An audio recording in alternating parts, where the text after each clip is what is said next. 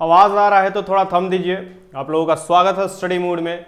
और आज हम लोग देखेंगे सरप्राइज टेस्ट। टोटल 35 क्वेश्चन मैंने लिया है, 35 क्वेश्चन, और आप लोगों से आशा करता हूं कि उसमें से 32 क्वेश्चन सही कीजिएगा, क्योंकि ये क्वेश्चन पहले भी मैं करा चुका हूं। बस देख रहा हूं कि आपकी तैयारी किस दिशा में चल रही है, आप लोग बराबर प्रैक्टिस कर रहे हैं कि नहीं कर रहे हैं, ये भी देखना बहुत जरूरी होता है। ठीक, तो आप लोग बताना होगा ये चीज़ कि आपकी तैयारी किस दिशा में चल रही है और आप लोगों ने कितने क्वेश्चन सही किए। क्वेश्चन लगाइएगा धड़ाधड़ जल्दी जल्दी और अपना स्कोर बताइएगा, क्योंकि आज कम समय बचा था, कहीं चले गए थे और जाम में भी फंस गए थे। तो सबका स्वागत है। गोपालगंज के धरती से कौन है?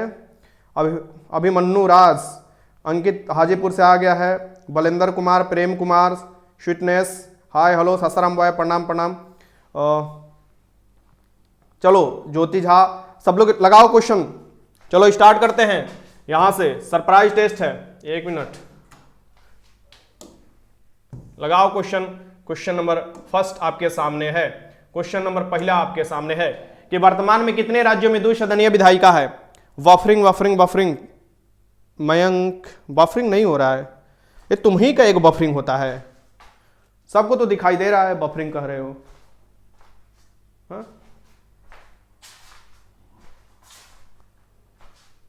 चलो 6 राज्यों में है, बहुत अति सुंदर आंसर।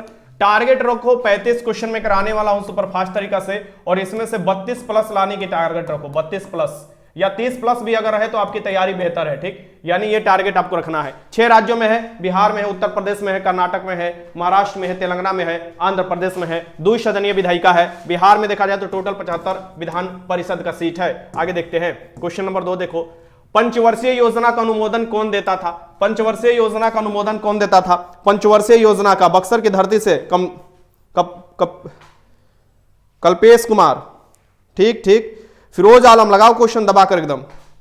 ये देखो, पंचवर्षीय योजना को अंतिम अनुमोदन कौन देता था? ये आपको होता है, इसका आंसर हो जाएगा राष्ट्रीय विकास परिषद। राष्ट्रीय विकास परिषद हुआ, योजना आयोग हुआ, नीति आयोग हुआ। इसके अध्यक्ष कौन होते हैं? प्रधानमंत्री होते हैं। इसका आंसर क्या हो जाएगा? डी हो जाएगा। आगे क्वेश्चन देखो, जल्दी जल्दी क्वेश्चन लगाओ, इंतजार नहीं करना है किसी का। क्वेश्चन नंबर 3 देखो, क्वेश्चन 3 देख लो। क्वेश्चन नंबर 3, हाँ, भारत में अनुसूचित जाति, अनुसूचित जनजाति और आंग्ल भारतीय समुदाय के लोगों के लिए, यहां पर देख सकते हो कि भारत में अनुसूचित जाति, अनुसूचित जनजाति और आंग्ल भारतीय समुदाय के विशेष प्रावधान के लिए जो दिया गया था, विशेष प्रावधान शुरू में इनके लिए सीट जो दिया गया था, आरक्षित किया जाता है। ये तो आंग्ल वाला को खत्म कर दिया गया है। आंग्ल वाला को देखिएगा 104 संविधान संशोधन द्वारा खत्म कर दिया गया है, बट बाकी अभी अनुसूचित जाति, अनुसूचित जनजाति का फिर से आपको बढ़ाया गया है। तो शुरू में 10 साल के लिए बनाया गया था, यानी कि 1960 तक यह प्रावधान किया गया था। पहली बार जब बढ़ाया गया था तो 1960 तक किया गया था, क्योंकि 26 जनवरी 1950 को संविधान हमारा लागू हुआ था और उस समय यह प्रावधान था। क्वेश्चन नंबर 4 देखो, राज्य के नीति निर्देशक सिद्धांत के बारे में, यानी कि डीपीएसपी के बारे में बता रहा है। मैं इसको छोटा कर देता हूं, आप लोग पढ़ लो। अब पता नहीं इतना छोटा दिखाई देता है कि नहीं आपको। पहले स्टेटमेंट पढ़ लो फिर लगाओ क्वेश्चन। पहले स्टेटमेंट पढ़ लो फिर लगाना क्वेश्चन। ये मैं आपको ऑप्शन दिखाऊंगा, हड़बड़ाना नहीं है। देखो, ये सिर्फ स्टेटमेंट तीनों दिया हुआ है, ये क्वेश्चन नहीं, ये स्टेटमेंट है, और इसे पहले पढ़ लो। यहां पर देखो, जय हिंद लक्ष्मण कुमार। राज्य के नीति तत्व निम्नलिखित में से कौन सा शामिल है? तो यह लक्ष्य और उद्देश्य जो समाज को अपनाना चाहिए, यह बात सही है। मूल अधिकारों के अतिरिक्त ऐसे अन्य अधिकार जो कि व्यक्तियों को मिलने चाहिए, यह भी सही है। वे नीतियां जिन्हें सरकार अपनाना चाहिए, यानी डीपीएसपी नाम ही इसका, यानी कि directive principle of state policy, और स्टेट का पॉलिसी होना चाहिए। बाकी ये तीनों स्टेटमेंट सही है। तीनों स्टेटमेंट सही होने का ऑप्शन देख लो यहां पर, तीनों स्टेटमेंट सही है, तीनों स्टेटमेंट सही है। तो यहां पर ऑप्शन, अगर तुम लोग मन में अपना सोच लिए होगे तीनों स्टेटमेंट सही है, तो इसका आंसर हो जाएगा डी। डीपीएसपी आयरलैंड के संविधान से लिया गया है। आयरलैंड के संविधान से, हमारे संविधान के भाग 4 में उसको देखने को मिलेगा, आर्टिकल 36 से लेकर 51 तक मिलेगा। यह क्वेश्चन लगाओ। क्वेश्चन नंबर 5, भारतीय संविधान की रचना के समय संविधान सभा के संवैधानिक सलाहकार कौन थे? संविधान सभा के संवैधानिक सलाहकार कौन थे भारतीय संविधान की रचना के समय? यह आपको बताना है। तो भारतीय संविधान के जो रचना हुआ था उस समय संवैधानिक जो सलाहकार थे ये थे बेनेगल राव। ठीक, ये हो जाएगा बीएन राव हो जाएंगे, बीएन राव हो जाएंगे। इसका आंसर क्या हो जाएगा? सी हो जाएगा। ड्राफ्टिंग कमेटी के अध्यक्ष जो थे ये डॉक्टर भीमराव अंबेडकर थे। संविधान सभा की अस्थायी अध्यक्षता जो किया गया था डॉक्टर राजेंद्र प्रसाद द्वारा किया गया था। क्वेश्चन 6 देखो, आगरा शहर की स्थापना किसने की? बहुत अच्छा। चंदन कुमार, सोनी कुमारी, जय हिंद, जय भारत, राजनंदनी, बलेंद्र कुमार, प्रिया, फिरोज आलम, ज्योति झा, सासाराम बॉय, सलोनी कुमारी, नीति कुमारी, आशीष भारती, अंकित हाजीपुर। बहुत अच्छा क्वेश्चन लगाओ। आगरा शहर की स्थापना 1504 में किया गया था। कल ही क्वेश्चन मैंने ये कराया था। आगरा शहर की जो स्थापना किया गया था 1504 में किया गया था और ये सिकंदर लोदी द्वारा किया गया था। सिकंदर लोदी वंश की संस्थापना बहलोल लोदी द्वारा किया गया था और लोदी वंश के लास्ट जो शासक थे इब्राहिम लोदी थे, जिन्होंने बाबर ने 1526 में हरा दिया था इब्राहिम लोदी को और वो रण क्षेत्र में मारे गए थे। ठीक, ये भी याद रखिएगा, सिकंदर लोदी हो जाएगा आगरा शहर। क्वेश्चन नंबर 7 देख लीजिए। महावीर ने जैन संघ की स्थापना कहां की थी? महावीर ने जैन संघ की स्थापना कहां की थी आपको बताना है। आपको जैन धर्म के 24वें तीर्थंकर थे। महावीर ने जैन संघ की स्थापना कहां की थी ये आपको बताना है। महावीर ने जैन संघ की स्थापना कहां किया था? आपके सामने 4 ऑप्शन है और आप सभी को पता है कि कल जो 3 बजे महामैराथन मैथ का चलने वाला है तो उसमें जरूर पार्टिसिपेट कीजिए। वो एकमात्र आपका वीडियो होगा जो कि 10 का 10 मैथ आपके जो एग्जाम में आता है उसमें फंसा सकता है। ठीक, यानी कि आपकी एग्जाम जो होने वाला है वो भी मैं आपको बता दूं कि वो उस पर स्पेशल एक वीडियो में डाला हूं चैनल पर, उसका लिंक मैं दे दूंगा, आप लोग देख लीजिएगा। वैसे आप याद रखिएगा 19 मार्च को आपका एग्जाम के लिए डेट प्रस्तावित भेजा गया है। अगर मिल जाता है तो उसी दिन आपका एग्जाम होने वाला है। महावीर के जैन संघ की स्थापना, महावीर जैन संघ की स्थापना बताना है तो ये कहां किया गया था? पावापुरी में किया गया था। पावापुरी में किया गया था, ये याद रखिए, जहां पर महावीर स्वामी का मृत्यु भी हुआ था, पावापुरी में। यह बिहार में ही स्थित है। आगे चलते हैं। क्वेश्चन नंबर 8 देखिए। किस मुगल शासक ने मयूर सिंहासन का निर्माण कराया था? मयूर सिंहासन का निर्माण कराया था, ये आपको बताना है। मयूर सिंहासन का निर्माण कराया था, किस मुगल शासक ने मयूर सिंहासन का निर्माण कराया था? ये आपको बताना है। मयूर शासन का निर्माण जो कराया था ये किस शासक द्वारा कराया गया था? इसका आंसर हो जाएगा शाहजहां। शाहजहां द्वारा कराया गया था ना। अनुज कुमार, सबका नाम लेते हैं। अभिमन्यु राज, विधांचल कुमार, राकेश कुमार, सबका सुभाष कुमार। चलो यहां पर हो जाएगा शाहजहां हो जाएंगे मयूर सिंहासन का निर्माण कराना। क्वेश्चन नंबर 9 है, देखो थोड़ा कम समय है तो जल्दी जल्दी क्वेश्चन देखो और स्कोर बताओ। किस विदेशी दूत ने अपने को भागवत घोषित किया था? किस विदेशी दूत ने अपने आप को भागवत घोषित किया था? ये आपको बताना है। किस विदेशी दूत ने आपको ये मंजीत कुमार को हमेशा बफरिंगे करने लगता है। अरे तुम्हारा बफरिंग कर रहा है।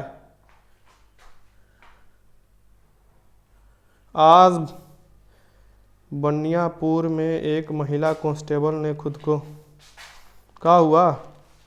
अरे अभी तो सम्मानित किया गया था। यहां पर देखो, किस विदेशी दूत ने अपने आप को भागवत घोषित किया था? ये हेलियोडोरस थे। हेलियोडोरस थे। इसका आंसर क्या हो जाएगा? बी हो जाएगा। हेलियोडोरस थे। हेलियोडोरस थे। इसका आंसर क्या हो जाएगा? बी हो जाएगा। आराम से आप लगा लीजिएगा।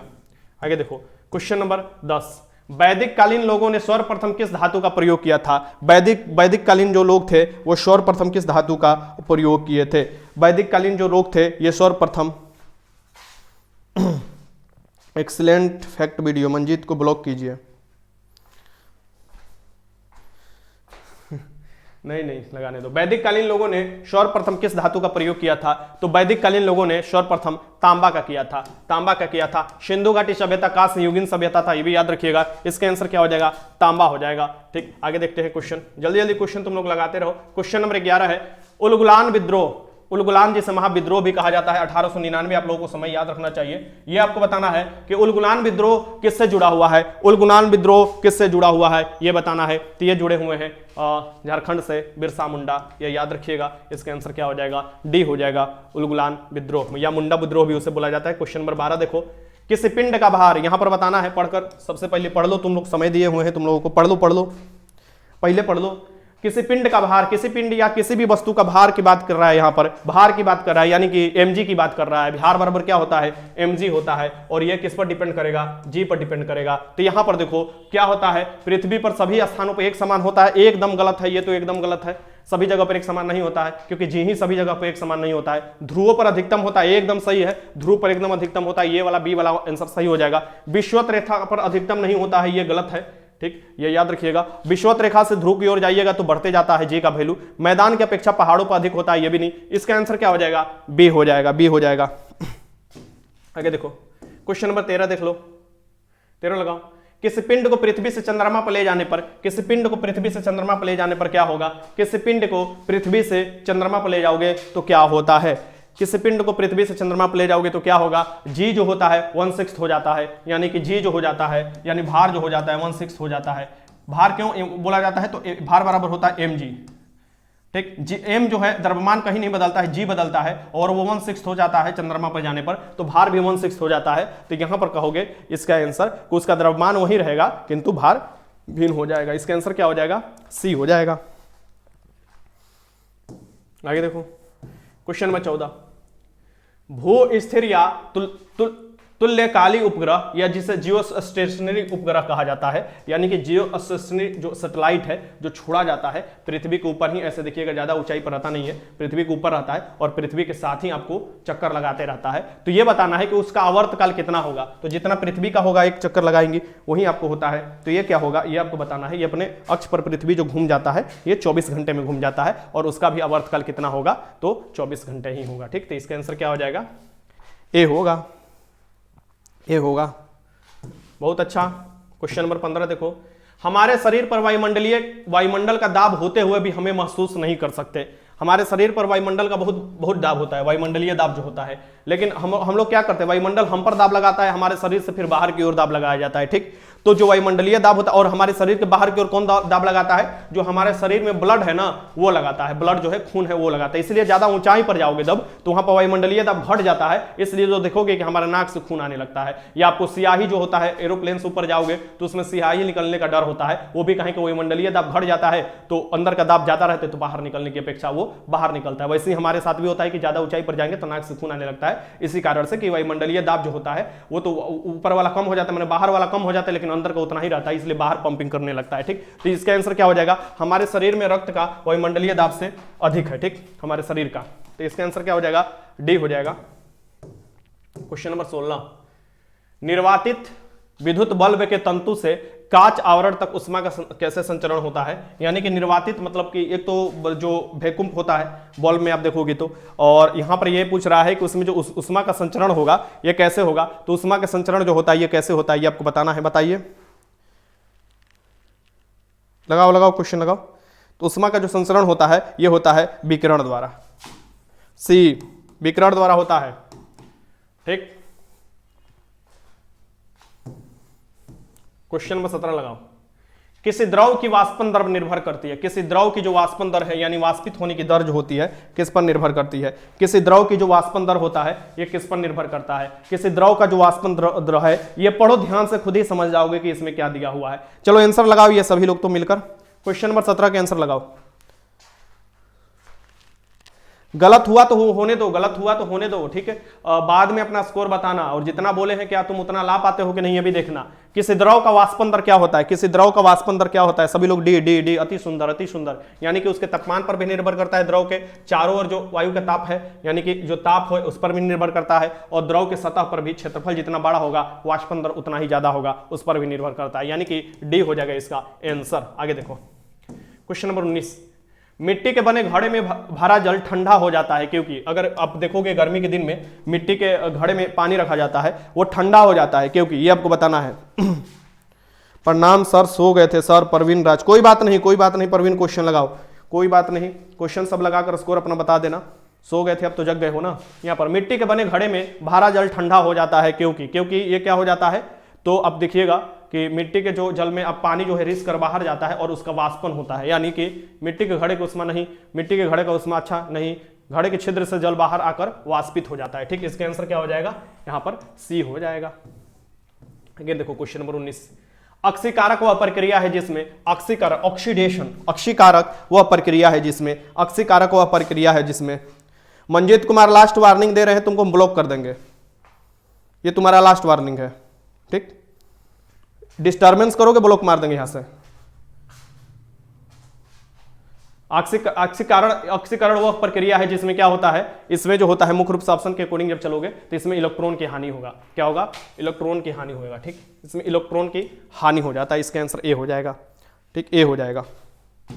आगे देखो क्वेश्चन नंबर 20 है, हाइड्रोजन के कितने समस्थानिक हैं, हाइड्रोजन के कितने समस्थानिक होते हैं ये आपको बताना है। हाइड्रोजन के कितने समस्थानिक होते हैं, हाइड्रोजन के कितने समस्थानिक होते हैं, प्रोट्रियम, ड्यूटेरियम और ट्राइटियम जो आपको समस्थानिक होते हैं ये हाइड्रोजन के समस्थानिक होते हैं। ठीक, तो इसका आंसर क्या हो जाएगा, हाइड्रोजन के 3 समस्थानिक होते हैं, 3 समस्थानिक होते हैं, इसका आंसर सी हो जाएगा। क्वेश्चन नंबर 21 देख लो, पास्कल किसकी इकाई है, बहुत अच्छा नीतू कुमारी, एमडी इरशाद, चंदन कुमार, स्टडी निहाल, अरुण पासवान, राजनंदिनी सिंह, विंध्याचल, क्या लगा रहे हो विंध्याचल आंसर, सोनी कुमारी, आशीष भारती, सुमित गुप्ता, राखी मेहता, लगाओ क्वेश्चन, अंकित हाजीपुर, सुभाष, बहुत अच्छा। यहां पर देखो पास्कल किसकी इकाई है, तो दाब की इकाई है, न्यूटन किसकी इकाई है, तो बल की इकाई है, ये भी याद रखना। क्वेश्चन 22 देख लो, किसकी उपस्थिति के कारण किसी पादप कोशिका और जंतु कोशिका में अंतर होता है? प्लांट सेल जो होता है और एनिमल सेल में जो अंतर पाया जाता है ये किसके कारण होता है? प्लांट सेल और एनिमल सेल में जो अंतर पाया जाता है ये किसके कारण? प्लांट सेल का बाहरी वाला आवरण देखोगे कठोर होता है और वो जो होता है वो किसके? क्लोरोप्लास्ट जो होता है, यानी कि उसमें क्या पाया जाता है ये आपको बताना है। क्लोरोप्लास्ट, कोशिका भित्ति, कोशिका कला या केंद्रक, तो ये पाया जाता है, कोशिका भित्ति पाया जाता है। ठीक, कोशिका भित्ति पाया जाती है। इसका आंसर क्या हो जाएगा? बी हो जाएगा, बी हो जाएगा। आगे देखो क्वेश्चन नंबर 33, पेप्सिन क्या है? पेप्सिन क्या है आपको बताना है। पेप्सिन क्या है? पेप्सिन क्या है बताइए, पेप्सिन क्या है? पेप्सिन क्या है ये बताना है। पेप्सिन क्या है बताओ, इसका आंसर लगाओ। क्वेश्चन नंबर 23 है, 23 का आंसर लगाओ। पेप्सिन क्या है? पेप्सिन क्या है? पेप्सिन एक क्या है? पेप्सिन एक एंजाइम है। क्या है? एंजाइम है। पेप्सिन एक एंजाइम है, बी। आगे देखो क्वेश्चन नंबर 24, निम्नलिखित में से कौन सा युग्म सम्मिलित नहीं है? ध्यानपूर्वक क्वेश्चन लगाना है। ठीक, निम्नलिखित में कौन सा युग्म सम्मिलित नहीं है ये आपको बताना है। तो निम्नलिखित में से कौन सा युग्म सम्मिलित नहीं है यह बताना है। एक दिसंबर को क्या मनाया जाता है? एड्स दिवस मनाया जाता है। 10 दिसंबर को मानवाधिकार दिवस मनाया जाता है। 2 दिसंबर को कंप्यूटर साक्षरता दिवस मनाया जाता है और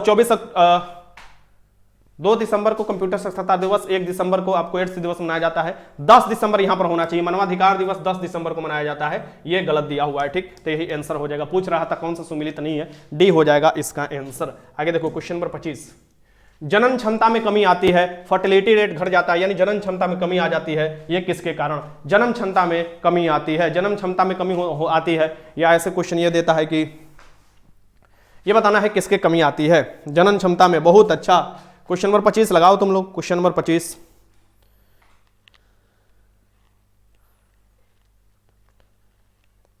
निरंजन एंग्री अनुयायी अभी, पूजा कुमारी D, Praveen Nitish D, Soni Kumari E option है ना है इसमें ई। भाई कौन नशा कर आ रहे हो तुम लोग? ई कहाँ ऑप्शन है? अच्छा विटामिन पूरा, सॉरी यार डी ऑप्शन लगाओ यार, तुम ही लोग अजब है इंसान हो। ऑप्शन लगाया करो, विटामिन ई के चलते होता है। कंफ्यूज याद देते हमको भी तुम लोग। बताओ इसका आंसर क्या हो जाएगा? डी हो जाएगा। हम कहीं कि ये कहां से ऑप्शन आ गया? ऑप्शन लगाया करो। क्वेश्चन नंबर 26 देख लो, निम्नलिखित में से कौन सा कथक नृत्य का उत्कृष्ट नर्तक है? थे यहां पर हो जाएगा, थे हो जाएगा क्योंकि उनका अब देहांत हो चुका है। तो ये आपको बताना है, कथक जो होता है उत्तरी भारत या उत्तर प्रदेश में होता है और उसके अच्छे डांसर माने जाते थे। निरंजन कुमार, मेरा भी नाम लीजिए। अन्नू, मैं 10 बजे आई सर, क्या टाइम? मैं बताता नहीं हूँ, इन्फॉर्मेशन नहीं देता हूँ आप लोगों की, आप लोगों को तो देता ही हूँ। ठीक, इन्फॉर्मेशन यहाँ पर बताओ। निम्नलिखित में कौन कथक नृत्य का उत्कृष्ट नर्तक है? ये हो जाएंगे बिरजू महाराज थे, बिरजू महाराज। इसका आंसर क्या हो जाएगा? डी। भारतनाट्यम हो जाएगा, तमिलनाडु हो जाएगा। कथकली जो हो जाएगा ये कहाँ का हो जाएगा? कथकली और मोहिनी अट्टम ये दोनों हो जाएगा केरल का। और आपको कुचिपुड़ी हो जाएगा कहाँ का? आंध्र प्रदेश का हो जाएगा।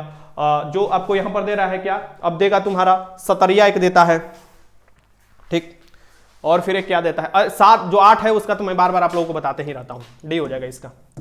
मणिपुरी हो जाएगा, उड़ीसी हो जाएगा। क्वेश्चन नंबर 27 देखो, जो मणिपुर उड़ीसा उड़ीसी की यहां पर देखो, डेक्कन अधिकता यानी डेक्कन प्लेटू जो है उसके उत्तर पूर्व में कौन सा अधिकता पाया जाता है? कौन सा प्लेटू पाया? कल ही क्वेश्चन में कराया था। ठीक, ये बताना है। डेक्कन प्लेटू के आपको बताना है। लगाओ, बहुत अच्छा बहुत अच्छा। अंकित हाजीपुर बहुत अच्छा, लगाओ क्वेश्चन एकदम दबाकर। असम बहुत अच्छा। यहां पर लगा, डेक्कन अधिकता के उत्तर पूर्व में कौन सा अधिकता है? डेक्कन अधिकता के उत्तर पूर्व में कौन सा अधिकता है?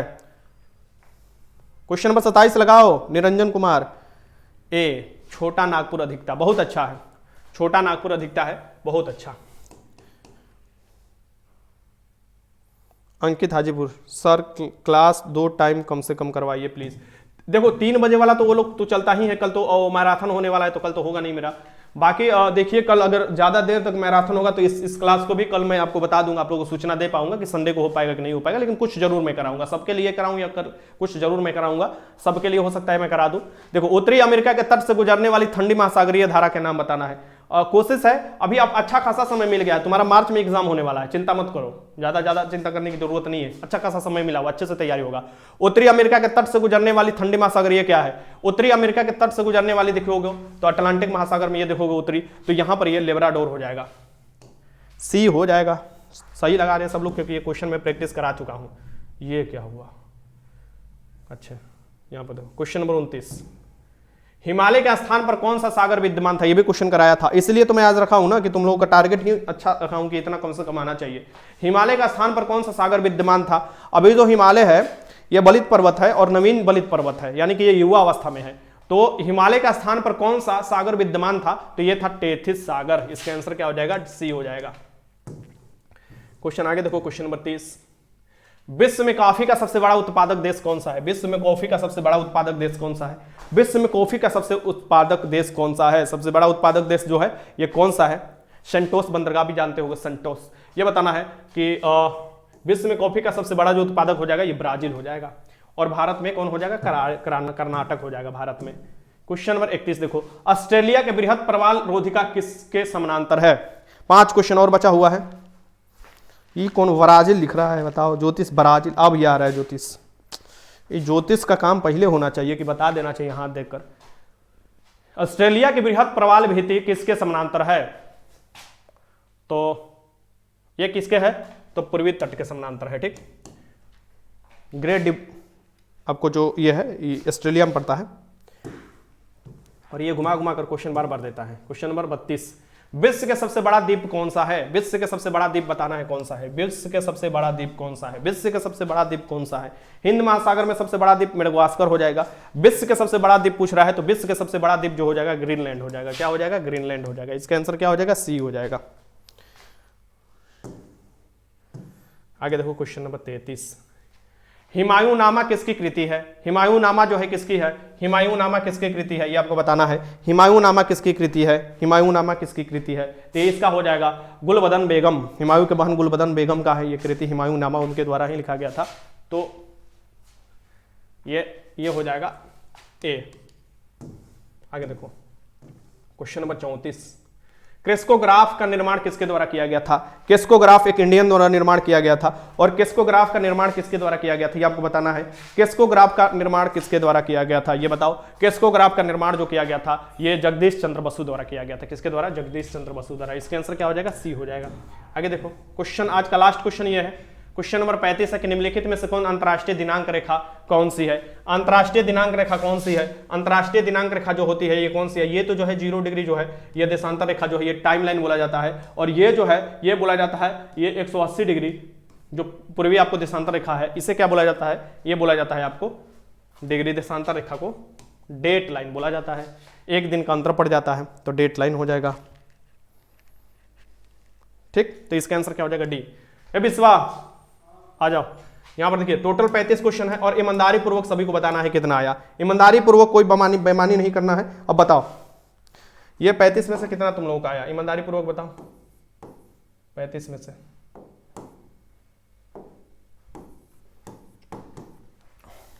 बताओ कितना आया? 33 आया है सनी कुमार का, बाकी विकास यादव का है 27, पीकू का है 34 बहुत अच्छा, आशीष भारती का 32 बहुत अच्छा, अभिमन्यु का 33 बहुत अच्छा, बलेंद्र कुमार का 34 बहुत अच्छा, प्रेम कुमार यादव का 32 बहुत अच्छा, दीपू कुमार का 31 बहुत अच्छा, 29 मार्क है जय श्री राम बाबा का, अरुण कुमार का 29 है, आशीष भारती का देखो 32 है। और यहाँ पर देखो मेरा तो क्वेश्चन रह गया, एंग्री अनु लगा लेना बाद में। तो ऐसा ऐसा आप लोग लगा रहे हो, बहुत अच्छा। दीपू कुमार 31 है, स्टडी बाई निहाल 25 है, राखी मेहता 31 है। सभी लोग अच्छा स्कोर किए हो, जितना मेरा उम्मीद था उतना स्कोर तुम लोग किए हो, इसका मतलब तुमका रिवीजन बहुत अच्छा चल रहा है। रणवीर सिंह 25 है, सनोज कुमार 30 है, मंजेश जो है ये कुमार जो है 25 है। इतना कम क्वेश्चन क्यों सर? प्रवीण कुमार, अरे आज समय नहीं है, आज समय नहीं मिला था, इसलिए मैंने सोचा आप लोगों का सरप्राइज टेस्ट ले लूँ, देख लूँ रिवीजन भी कर रहे हो कि नहीं कर रहे हो, बस ऐसे ही तुम लोग पढ़ रहे हो। ठीक, तो ये चीज़ है। मेहनत की राह पर चलना सिखाना, जुनून की आग में जलना सिखाते हैं, उसे ही तो अमित सर के नाम।